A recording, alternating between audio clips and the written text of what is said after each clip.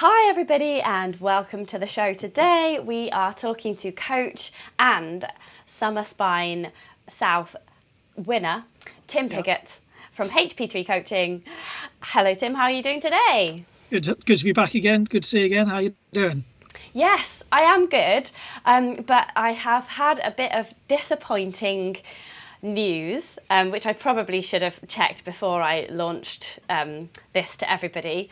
But yeah, I'll probably have to keep repeating this throughout the broadcast as people join. But I emailed Mark Laithwaite, who's the organiser of the Montaigne Lakeland 100, which I started training for, and he emailed back just immediately saying everybody's got to adhere to these requirements. And I thought that I'd be okay because I've previously done loads of ultra running in the Bob Graham and lots of multi-day races, and I thought, yeah, I've got the experience, but I didn't realise that the experience has to be within 2020 and 2022. So there's no way that I've done a 50-mile race within that time frame because I was pregnant, and also it was COVID. I was pregnant and I had a baby, so I just and then, so I'm 99% sure that Mark's not going to let me do the Lakeland 100. I'm sure that they'll let me do the 50 because, you know, that's open to a lot more people and everyone can do that one pretty much. But then I did feel very relieved because I was starting to get a bit worried about it. And I just really understand that those types of constraints are there for a reason. And so maybe that's why I'm feeling so relieved.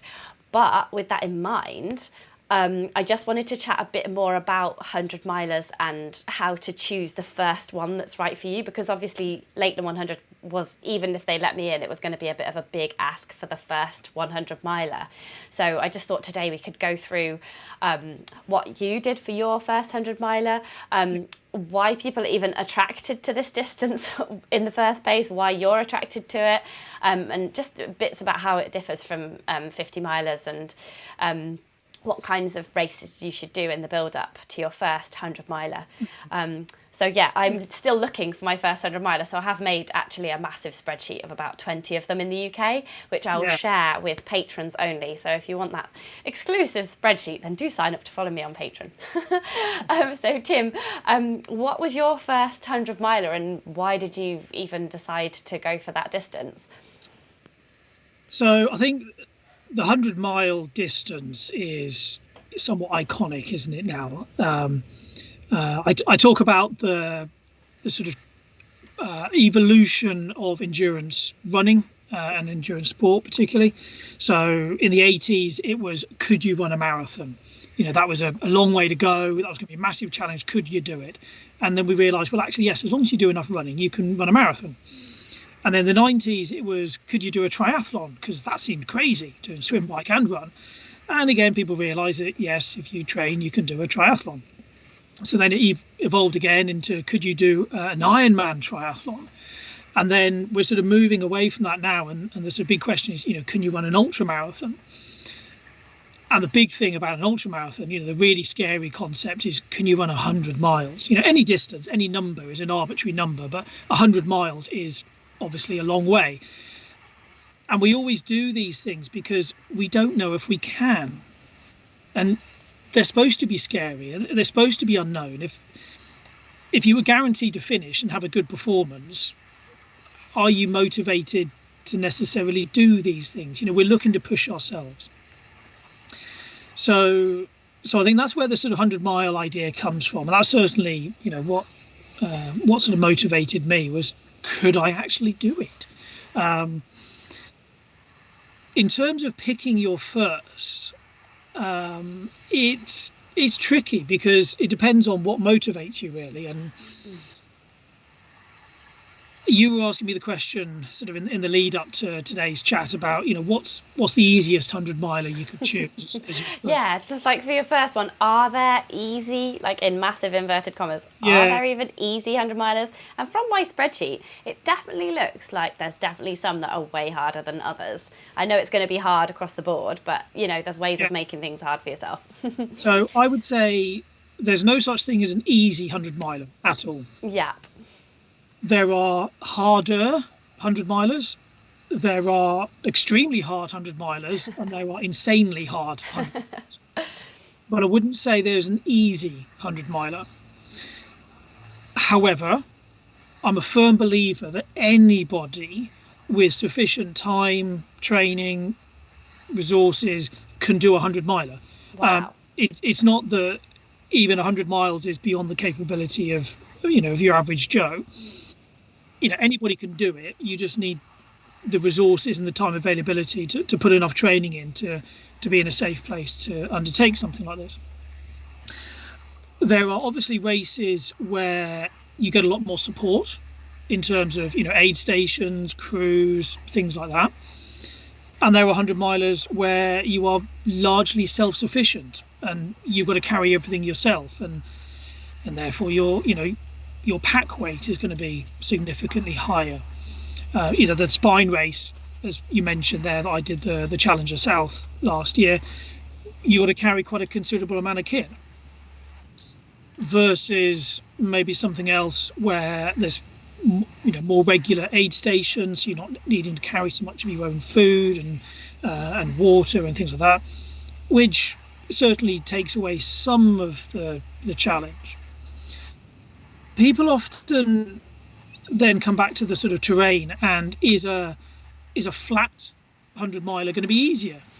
And I would say no, because Oh, that's interesting. yeah, I mean, there are some very flat 100 milers. You can do track races if you really want. Oh God. Well, the thing with flatter races is there's less incentive to walk. And of course, when we're talking about ultramarathon running, we shouldn't really use the word running, because it's more fast hiking with a bit of jogging when you can fit it in. And whenever there's an incline, whenever it goes up, you walk. So of course, if there's not very much up, there's not a lot of incentive to walk, and you try and maybe run more than you would naturally do. So actually a sort of a more undulating or even hilly 100 miler could actually be slightly less challenging on the body than a flat one. Oh, that's very interesting to think about. So, Yeah. I've certainly felt more beaten up from running a hard marathon, really going for a PB road marathon, than I have running 100 miles. Yeah. On, undulating, softer terrain. Yeah, I could see that, because when I was doing my half marathons, to get back to training in the latter part of last year, I was like broken for about a week after both of them. And I just thought, how am I ever going to run like 100 miles? Like I'm broken just by running 13 on tarmac. But yeah, if you're just bimbling around there and just jogging and walking, then maybe it's a bit easier in inverted commas. In inverted commas, again, I'd shy away from the word easy, but I'll probably say it's less painful. In painful in different ways, maybe, as well. I mean, there's, you're out there for obviously a long time, so you're dealing with nutrition, you're dealing with potentially sleep deprivation. If you're doing a very mountainous one, you might be going through, 2 nights, and then you might be dealing with, hallucinations and things like that, and all those kind of fun aspects of ultra running. But it's just, I think the sort of physical pain can be different. Obviously it depends on the kind of terrain you're doing. So you asked me earlier on there, so just possibly skipping ahead, your first question was, what was my first 100 miler and my motivation? Well, my first 100 miler start, I DNF'd. So that I went out to do Monte Rosa, Ultra Tour Monte Rosa. Yeah.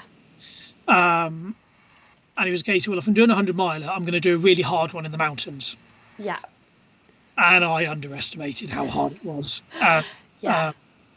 Maybe overestimated what the support and aid station was going to be, aid station resources were going to be, and wasn't carrying enough of my own nutrition. So essentially just ran out of gas. Yeah, I'm really glad to hear that, Tim. Like, I regard you as you've won the Summer Spine Challenger South, and I'm just I look up to you in terms of training and fitness in every way possible. So I'm really, really pleased to hear that, not in a cackling way, but it's really heartening to know that even you, with all your experience and your really really good fitness and, you know, excellent head around all all the preparation that you have to do. Even you didn't do your first one. So yeah, maybe I should sign up to my first one and not, well, I don't expect to finish. You shouldn't expect to finish maybe a first 100.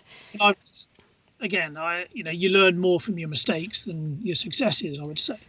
I went out to race that and I was sick in the week leading up to it. So I had just a head cold. But again, carrying a head cold and then going to race 100 miles in the mountains, that wasn't great. But of course, I invested a vast amount in time and energy and everything else just to get to that start line. So I was going to start and just see how I got on. And in the end, obviously I didn't finish. I got to 86 miles. Wow, that's brilliant. So my second, inverted commas, 100 miles was the Lady Anne Way. Okay. Which was a race last January. Yes. So it goes from Skipton up to Penrith. In fact, the mapping wasn't brilliant, so it wasn't actually 100 miles. It was about 97, 98 miles. So. Oh, never mind. I'm sure you did a few going to registration and back. Yeah, ish. But I went into that one with a pure focus of I've just got to finish this. And far more prepared, more aid stations, very well stocked aid stations, great support.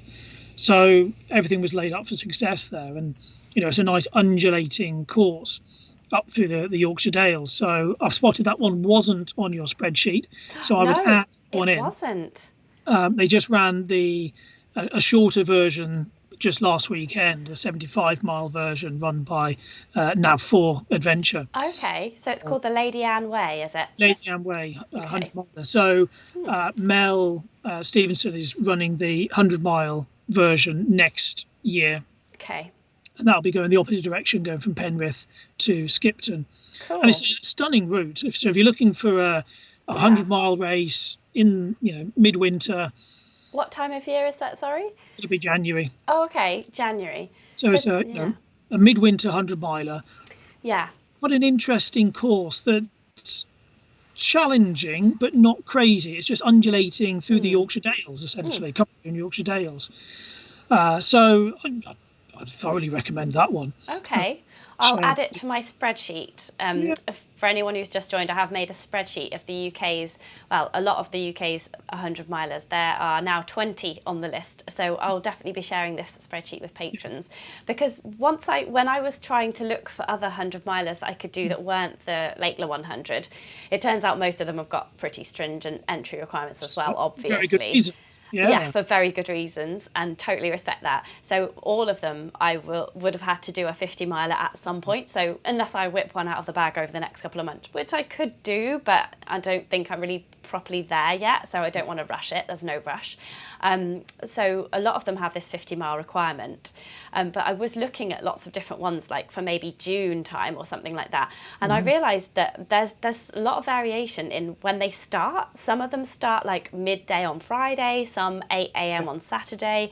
I was looking at the, especially the West Highland Way ultra, the West Highland Way race, because of John Kinniston, who used to do some work on the channel as well. He was really like, his heart was really involved in that. So I thought, that would be a great homage to him to do that race. But it starts at 1 a.m. on Saturday, and that's just crazy. Like, either start at 6 or start in the morning, because you're not going to sleep that night, are you? So it was just a really varied selection of start times, and I just thought, I probably want to choose one that starts at like 8 o'clock on a Saturday, because then I don't know, would I just be going through one night then, presumably, rather than two? I've just got this fear now of running through 2 nights, so I don't know which time frame to pick. Like, that's now a factor in choosing my first one. It is all about trying to calculate how many nights people are going to go through. So depending on the, your expected finish time, depending on the challenge, in terms of the elevation profile. So obviously more elevation, likely it's going to be taking you a lot longer. And therefore, how does that then impact on how many nights you're going through? So it's not uncommon for these longer races to be starting at 10 o'clock, 11 o'clock, like you say, 1 o'clock in the morning. So 10, 11 at night or 1 o'clock in the morning, so that you're, running through that first night, but then you've got full day ahead to then get it finished, and hopefully finishing before it gets dark again and not going through that second night. Ah, is that what they're anticipating then? Because I was just thinking, oh goodness me, I'm going to be finishing on the Sunday morning, and I'm going to have missed 2 nights sleep, and I haven't even been running from. Yeah. And again, to be fair, some of it is also around the sort of front end of the field and when they're more likely to finish, and obviously the side of that, so that they're not, the winners aren't finishing at 3 o'clock, 2 o'clock in the morning. Yeah, and no around to see them. Yeah. So there is that element as well. Yeah. Well, I was just looking at that, and I was also looking at the cut-off times, because from my chart I can see, there's anything from the Long Distance Walkers Association annual 100-mile challenge where you get 48 hours to do your 100, to something like the South Downs Way 100 where you only get 30 hours, because you're supposed to be running it, not walking it. So I was looking at cut-off times, and I think that must be quite something to look for from doing your first, definitely. It's a question of, and I think I did see on your Patreon channel, somebody was asking the question about, cut-offs and being concerned about, being ahead of those cut-offs. And I coached somebody for UTMB. She ran it last year after DNFing the year previously because she missed the cut-off. Mm-hmm.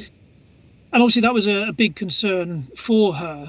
It was all about getting her into a fitness level and into a situation where we knew that being ahead of those cut-offs wasn't going to be an issue for her. We knew that she was going to be safe, but also putting lots of planning in place in terms of her knowledge of time splits and where she needed to be at certain times.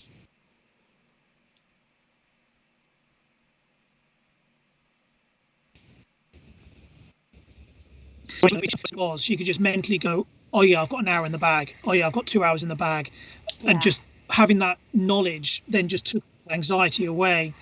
So I had another athlete who was racing last weekend, another 100-miler over in the States, and unfortunately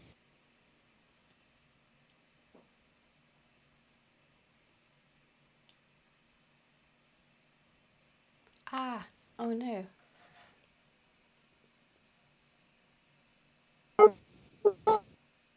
Uh-oh. I think I just lost internet there. Something went wrong just for a second there. There was a beeping sound. You're back now, I haven't got sound.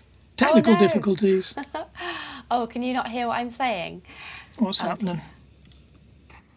Oh, sound coming back. Oh, good. Can you hear me now? There we go.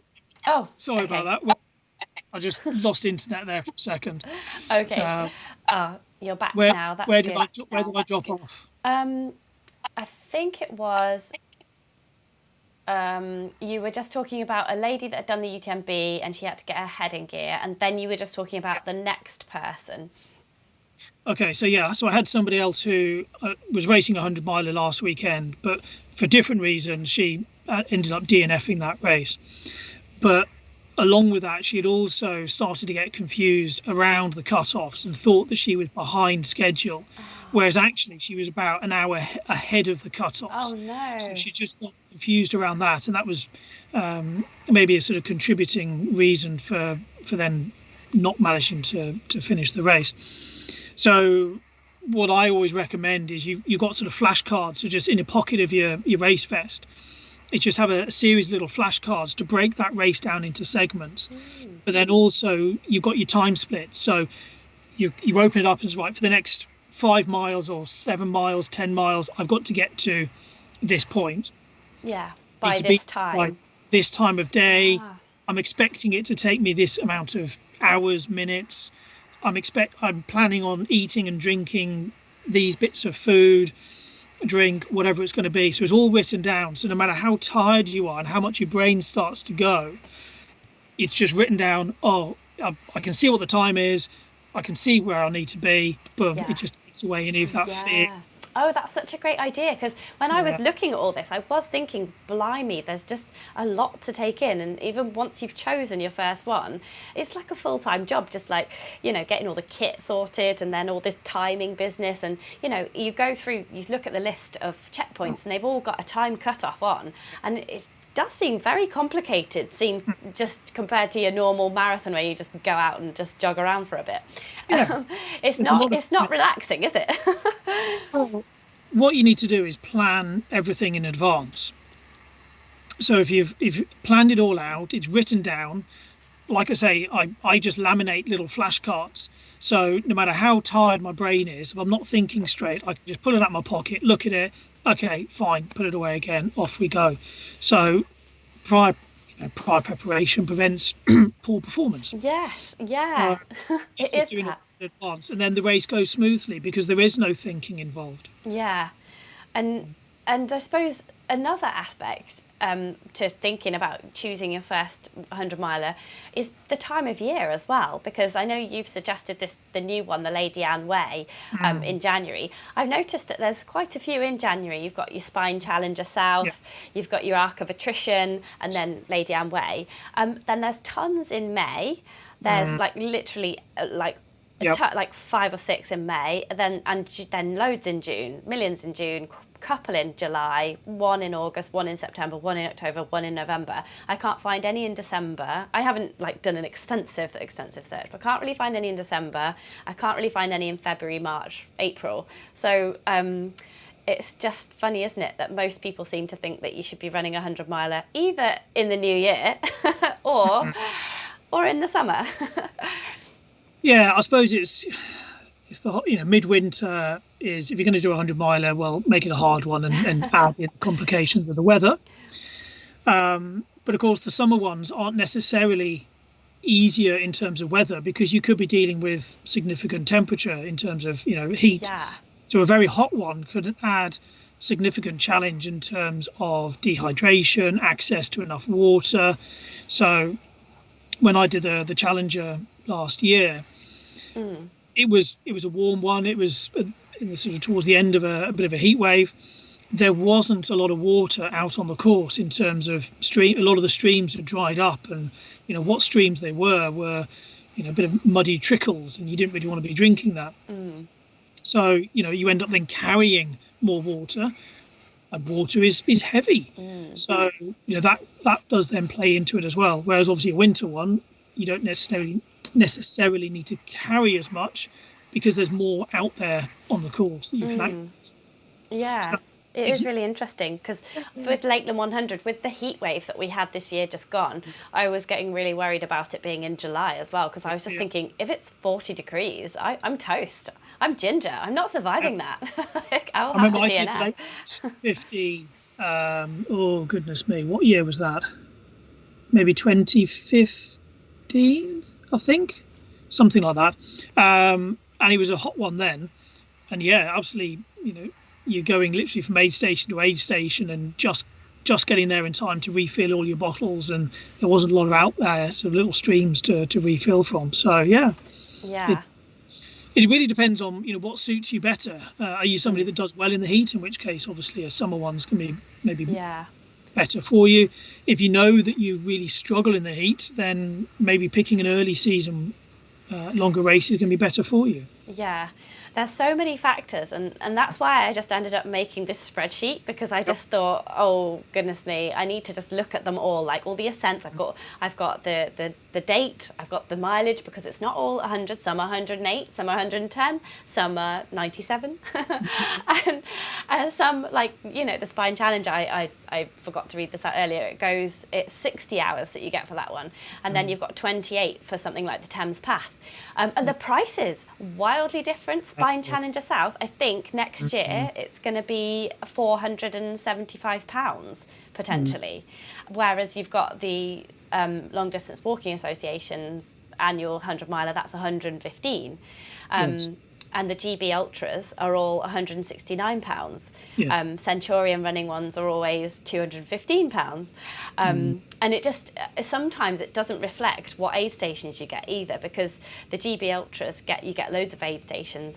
They seemed really good value for money, and so did Centurion Running's one. Whereas West Yes. Highland Way Race is £122, but you've got to take your own crew and start at Yeah. 1 a.m.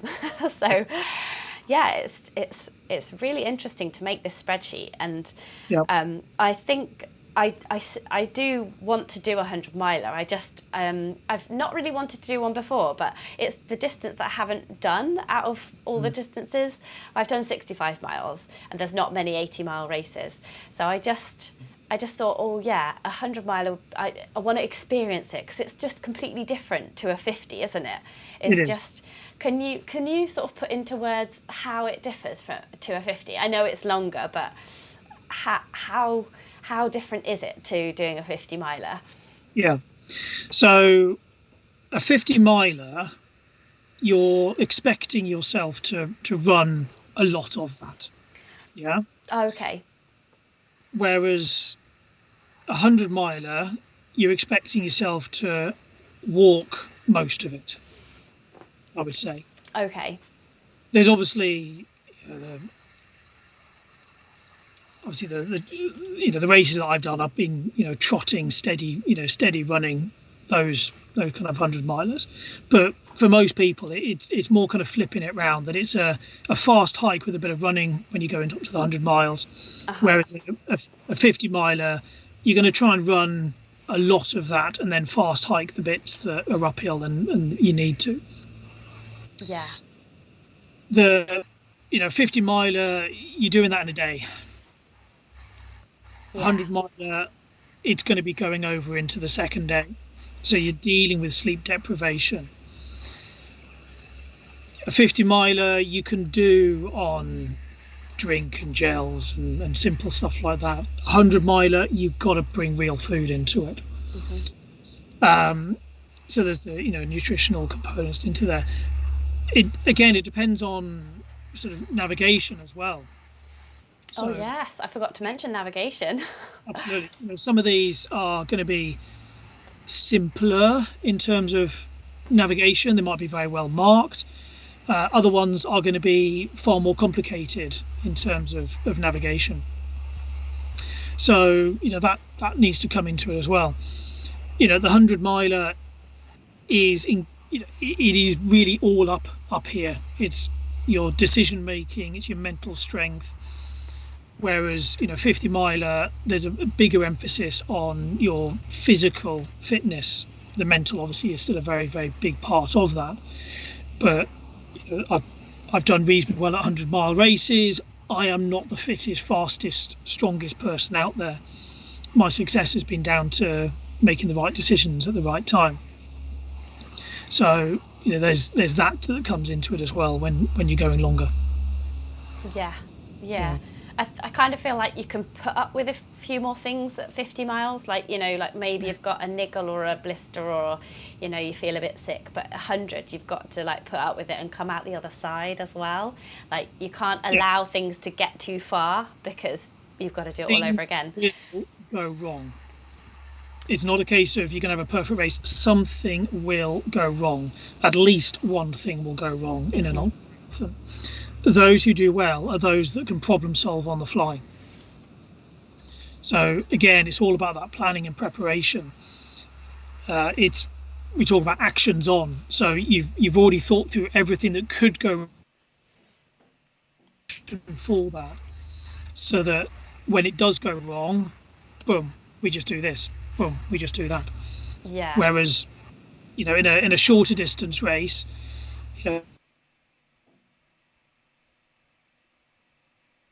whereas oh, sorry, you broke 100 up. miler. Oh, sorry, you broke up Chances a little bit are, there, Tim.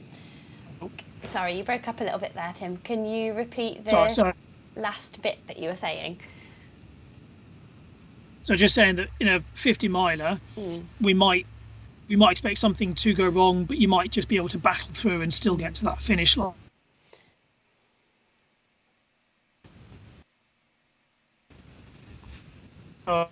we're having bad connections. Oh, is it my end? Oh, it says I've got full bars. So I am only on a couple of bars. Oh, okay. Sorry about this. I can hear you now. Well, it's all the fun of a Yeah, live broadcast. indeed. Yeah, so you can sort of battle on in the 50 miler, but 100, you've really got to Yeah, either sort it out or put up with it and then come out the other side as well. Yeah, it really is. yeah, It's a big jump, isn't it? And I'm thinking maybe, yes, do the Lakeland 50 and prepare for doing that in under 16 hours, which is what you need to do to then qualify to do the 100 the following year. So I can't hang about on the 50 miles just having a lovely time and taking a lovely film. So that's what I will train for as my A race this year. But then I need to maybe I could do an 80 miler just to sort of jump up. I was just thinking maybe 80 miles would be a good step up. Maybe, yeah, maybe 75, 80 miles before doing the Lakeland 100, or is it just a case of doing a few more 50s? Just wasn't sure whether, yeah, yeah. whether doing a 80 miler, Sorry, like sorry, guys. something like the Hardmoors or something. Oh, sorry, I think you're back now. Yeah, so I do keep having some internet issues. Apologies about this. Um, yeah, 80 miles is another really good stepping stone that you can learn the craft of these longer races. So the Hardmoors series, yes, they've got a number of races in that distance. Another one, which I know has got entries available, is the Ridgeway Challenger. Okay. Ridgeway Challenge, isn't it? I should think is 86 miles. Oh yeah. I've done that over 3 days, 3 times actually in the Druids Challenge, that Ridgeway path. Yes. So I did see Yeah. that, and I just thought, oh, not again. And that's the other thing I wanted to mention with choosing the first 100 miler and 50s really as well, would be to choose something that really inspires you, because there's a couple that, like, there's one that I could do after the Lakeland 50. So presuming that I was successful in that, I could enter the autumn 100 Yes. with Centurion running, but it's 25 miles of out and back 4 times in 4 different directions, and That's right. Yeah. and that just doesn't appeal to me at all. Okay. And there's also a Centurion, not a Centurion, it's called the Minotaur Challenge, and that's a 1 mile loop that just goes around and around. There's also really near me, there's the Grim Reaper, where you could do 100 miles, but that's a 10-mile path. And just stuff like that, just I don't think I could do it, just because it just doesn't appeal to me at all. It doesn't ignite any passion in me. The Lakeland 100 does. And this race, it's a new one. It's called the Dartmoor Way 100, and it's in November. You get 34 hours and there's 6 aid stations, but it's a circular route on this new Dartmoor Way, and that just appeals. You've got to navigate, and that really appeals to me. So I think you've got to do. A lot of athletes that I've talked to in the past about picking the best ultra for you, like Scott Jurek said, pick one that inspires you, and I think that's definitely very, very valid, because running out and back, I'd just be like, oh God, I've got to run a marathon, I've got to run there and turn around, then there and turn around, then there and turn around, then there. I just don't know, but it just doesn't inspire me in the same way that seeing the lakes does, or seeing Dartmoor does. Absolutely. You need to understand why you're entering this, and you and I talked about this in the past about your sort of zero to ultra series, wasn't it? Yeah. I talked about this sort of, why are you entering these events? So we need to have a very clear motivation for this, and that's absolutely it. Is picking somewhere, maybe a destination that you want to go and explore. Yeah, like Dartmoor. doing it that Haven't way. hardly ever run in Dartmoor. Yeah, there you go. And it's So, a new way as is well. it- It's a new route. And then there's one that GB Ultras do as well, called Ultra Scotland 100 miler. That's in June, so I'm not sure about that one, but it wouldn't be too hot. And it's on the Southern Uplands Way, which is a new new national trail that they've just opened up, or something like that. There was something new about it, and I just thought, oh, that looks great as well. So it's definitely about adventure and exploration for me, not just the fact that I've run 100 miles out and back. It's got to be a journey. So that's good to know as well, I suppose. Yeah, although, I mean, the race that I tend to do is a more kind of point to point. You're going somewhere. Yeah. That makes sense in my head. But I also see the attraction of, for example, the Autumn 100, which I think I've not done it. I was looking to do it actually last year, but that one also is attractive to me because it's mentally easier to break down into segments. You've only got to go and run 20, 25 miles. Yeah. And then you go out and do another 25 miles. Yeah. And then you go out and do another. So it's easier just to go into that kind of goldfish bowl of I'm only doing this small little thing, which then builds up. It's easier in terms of, I shouldn't be using that word easier, should I? But logistically, you've got more support. There's loads of aid stations. You're coming back to your own drop bag where you can get resupplies with your own stuff.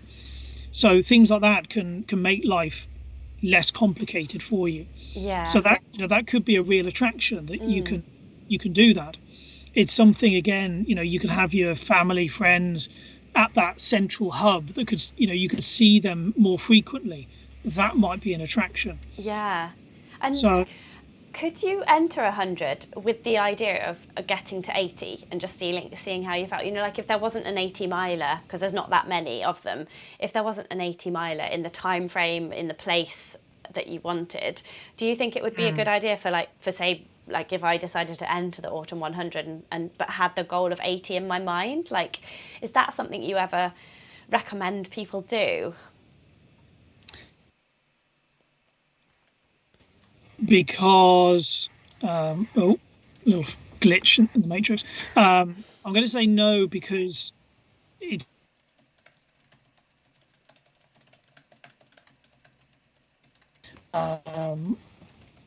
you've frozen. I don't know if I've frozen. Hello, you froze just a sec there. Are you back? Yeah. So I would say no to sort of planning a DNF. Really? Because that's interesting as at the end well. of the day, you're taking a place off somebody else who maybe is really keen to do that. These races all sell out, so I wouldn't be entering something with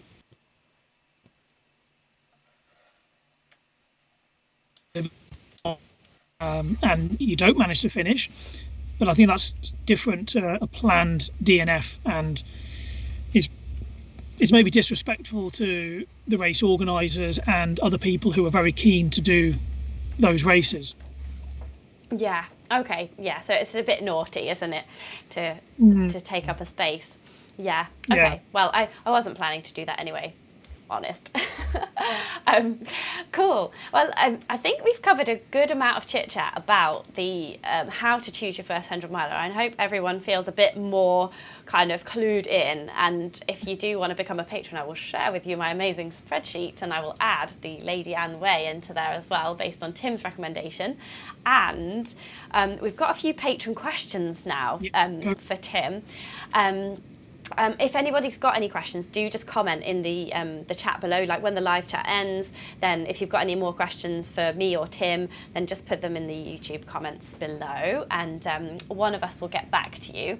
But we've got a question about 200 milers here from Kurt, who lives in the USA, and he says, can you point me to some good content for training for really long races? He's got an athlete that will be tackling the Tahoe 200 this June. He hasn't run it or coached someone to that distance, so he's looking for additional advice and info. So yeah, have you got a couple of golden points that you could give to Kurt there? It is about just building the time on feet. So it's having some big weekends where you're just going out and hiking for 3 days solid, and learning the the tactics on when it comes to nutrition, but sleep management. When are you going to sleep? Where are you going to sleep? How long are you going to sleep for? So it's building that in. It's taking your traditional, maybe sort of more 100-mile type training plan, stretching it out a little bit longer to build in some of these bigger weekends where you are testing your skill set for being on your feet for multiple days. Really, that's the sort of key difference. You can't run more in training. It's not a case of you do, let's say, 70 miles a week for a 100-miler, so you do 100 miles a week for a 200-miler. It's not necessarily about more volume overall, but it's about developing the skill set for being on your feet, not just for 1 to 2 days, but it's going to be for 3 days, 4 days non-stop. That's the kind of skill set you're looking to develop. So if your athlete's used to doing a lot of kind of through hiking, if it's an American athlete, it's working on that through hiking type skill set. So rather than being as a pure runner. In terms of resources, you could be looking at there are training plans out there. So if you explore some of the Training Peaks stores, I've got some example plans. I don't think they're visible on my Training Peaks store, but I know a couple of my colleagues, they do have those sort of 200-mile type training plans available. If you're coaching yourself, then again, it's maybe talking to some of the other coaches over in the States. The first name that jumps into my head is David Roach, who I know he's worked with people doing sort of much longer distance races like that.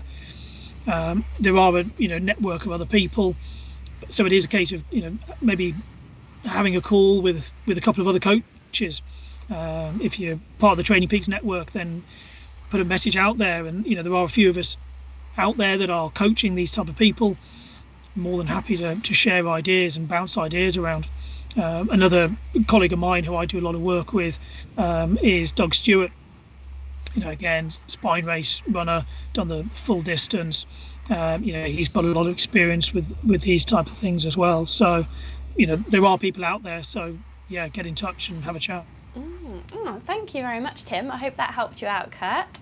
And we've got another question from Arnold, patron Arnold. So he says, what is the minimum amount of time that you'd give for rest and recovery between ultras? Now that's a good one, and that's one we didn't even touch on, did we, as part of choosing the first 100, because it would be the first.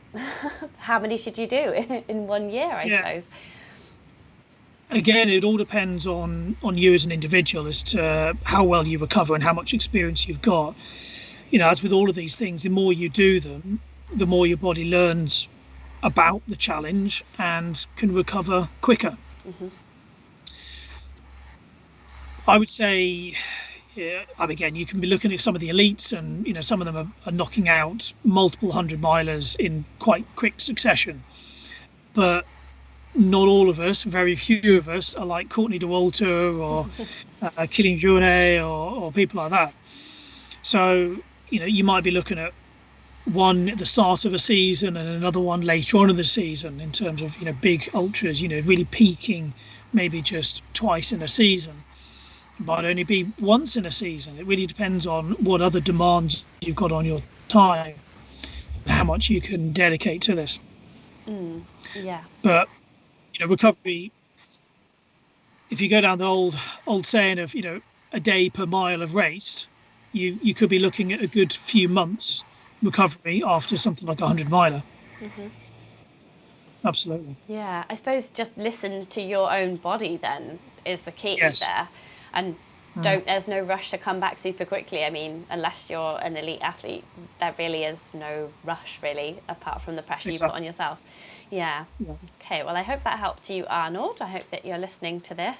Got a question from Mike, who's over in the Isle of Man. I will be seeing him at the Manx Mountain Marathon in April, which is not too far away now. He's got a question about training with weights. He's doing this 18-week progressive program, and he feels like he's hit enough weight in terms of upper body lifting, but the program wants him to progress further. So he's just saying, does he assume that as runners there's such a thing as too much bulk? There's a typo on there, it says touch bulk, but we think it means too much bulk. So yeah, I mean, yeah, upper body lifting, is that going to be detrimental? It depends on the demands of the race. So if your race is involving you carrying quite a lot of kit, so a heavy pack, you're going to need a bit more shoulder bulk to take the load of that pack. You're going to need more sort of upper and lower back strength to take the load of your running pack. You know, I've seen people DNF in the spine race because they couldn't deal with the weight of the pack. Their legs were fine, but their shoulders were destroyed from carrying the pack.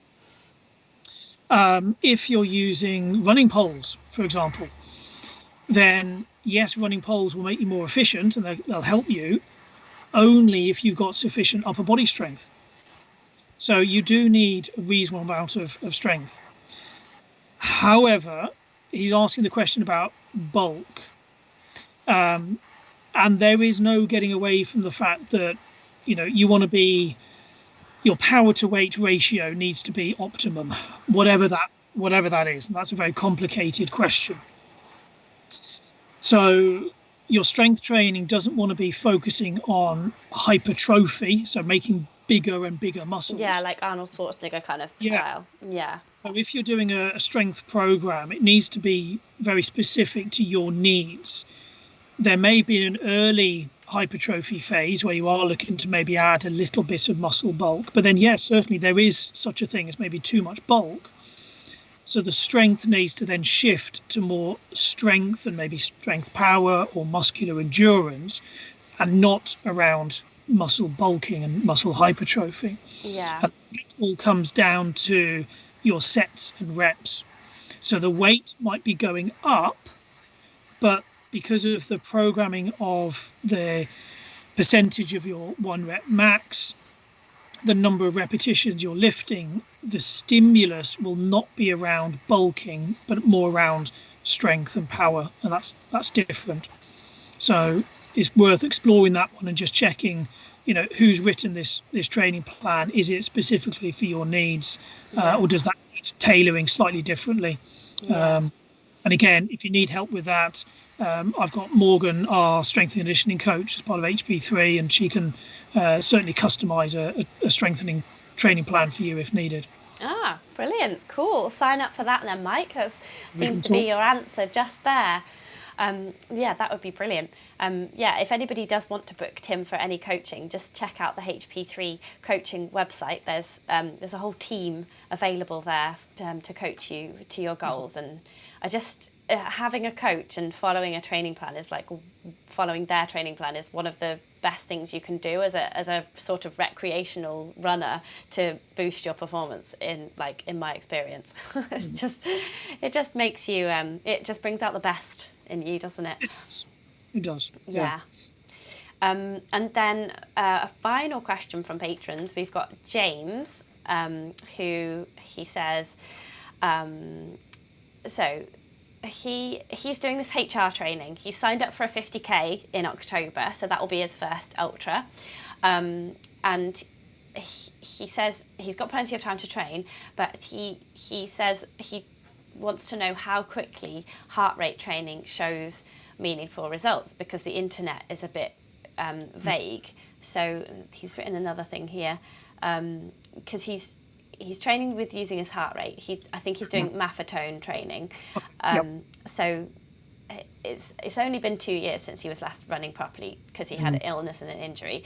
But he's saying that he's doing maffetone training with HR, so he's running at a really low heart rate. But he's saying at the moment he can barely break out of a walk before he hits his maffetone HR training beats per minute. So I'm guessing it's like 120 or something. But yeah, how long will it take for him to be running at that heart rate? Yeah, so this is maybe a kind of a much broader question. In short, you do need to persevere, and it can take It can take months to really build that up. And those who do persevere with that very low heart rate, they do report good successes. The criticism of Maffetone is it is just an arbitrary number that you're picking, and doesn't necessarily match your zone. If you're talking about a 3-zone model, then your zone 1, below that first ventilatory threshold. If you're talking about a 5-zone model, they're talking about staying in zone 2, that again aerobic zone. So it really depends on where your specific upper limit of your aerobic zone is, where that first ventilatory threshold is. So if you're really struggling to keep your heart rate in that so-called Maffetone zone, it may be that's not right for you. And it'd probably be better to maybe do a little bit of testing to work out where your aerobic zone is, where that first ventilatory threshold is. So are you talking about zone 1 there? So if we're talking about 3-zone model, we're talking about zone 1. And that's the chatting pace, is it? Yeah, so essentially it's just chatting running, nice and easy. You could breathe only through your nose. That's another useful way to keep you in that easy aerobic zone.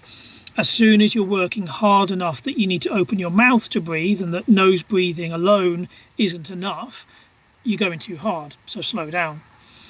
So it might be you just need to explore with that. And in terms of persevering with it, persevere with building that aerobic base with a slow, steady running. Yes, that probably means walking any uphills, but it will pay dividends in the end. So those who can sort of run at a very easy pace at that so-called Maffetone zone, staying below MAF, great. If you're starting from a very low level of fitness, you might find that MAF is just going walking to start with. But if you've been doing that for some time and still find you can't break out of a walk, then it might be that actually your numbers are wrong, and it'd be worth using another measure to keep you in that easy domain, the like I say, zone 1, zone 2, depending on which model of zone measuring you're referring to. Yeah. Okay, that sounds sound. Yes, I did a lot of really low heart rate training in 2014/15, training for Coastal Challenge Costa Rica, and definitely it does really pay off. I did it for about 6 months, and then carried on as well. And by the end of it, I was running 9.5 minute miles at 140 beats per minute, which I cannot do now. So I would love to get back to that. Cool. Thank you. David Thompson's just arrived. He said he put a question in the patron group. Let me just get that there, unless you want to write it down for us here, David. We've probably got time just for one more question for Tim. Let me just get the patron group up. See if it's Facebook or Patreon. I've got it. Just on a basic, simple speed sessions to incorporate into a 100-mile plan. So speed work is still... let's just read the question out here. Is it just on basic, simple speed sessions? Would you incorporate some speed sessions into a 100-miler plan? Yeah, so I would incorporate strides, definitely. So either hill strides, flat strides, working on that running mechanics, your running efficiency. In terms of longer efforts, for a 100-miler, I'd be working on more sort of tempo. So it might be, I think you just said there, you were doing some mile repeats. Really depends on what intensity you're talking about. If you're a long way from your race date, so if you're several months away from your race date, you could be doing some much faster threshold efforts, VO2 max efforts, things like that. As you get closer to the more race specific build, that's going to drop down to more tempo efforts. So maybe kind of 8 minutes, 10 minutes, 15, maybe even 20 minutes, sort of stronger running. But in those sort of early phases of a 100-mile plan, yes, a little bit of speed work would be very, very useful. So it could be, some short efforts, like I say, some strides.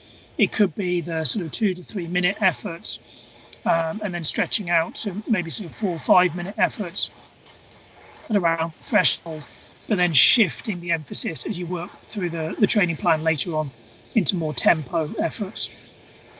Okay, well, I hope that answers your question, David. And thank you very much, Tim, for the late entry. Yeah, apologies about my dodgy internet connection. Hopefully that's come across on the recording okay. Yeah, I'm sure everyone can put up with a little bit of glitching. That's the beauty of a live chat, and and we're just really grateful that you're here to talk to us, Tim. So for anyone who's just joining us now, we're about to end. Sorry about that, but you can watch this again. And if you've got any questions, type them in the YouTube comments below.